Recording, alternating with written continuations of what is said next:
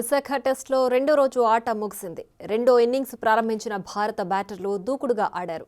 రెండో రోజు ఆట ముగిసే సమయానికి భారత్ 171 పరుగుల ఆధిక్యంలో ఉంది. తొలి ఇన్నింగ్స్లో ఇంగ్లాండ్ 253 పరుగులకు ఆలౌట్ అయింది. ఓపెనర్ క్రావ్లీ 76, బెన్ స్టోక్స్ 47 పరుగుల మినహా ఎవ్వరూ పెద్దగా రాణించలేకపోయారు. భారత బౌలర్లలో బుమ్రా 6 వికెట్లు తీశాడు. తొలి ఇన్నింగ్స్లో భారత్కు 143 పరుగుల ఆధిక్యం లభించింది.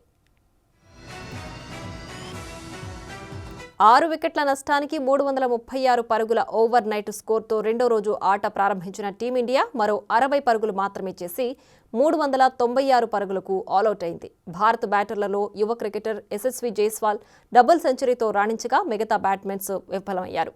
ఇంగ్లాండ్ బౌలర్లో జేమ్స్ ఆండర్సన్, షోయబ్ బషీర్, రెహాన్ అహ్మద్ తలో 3 వికెట్లు తీయగా టామ్ హార్ట్లీ 1 వికెట్ తీశాడు.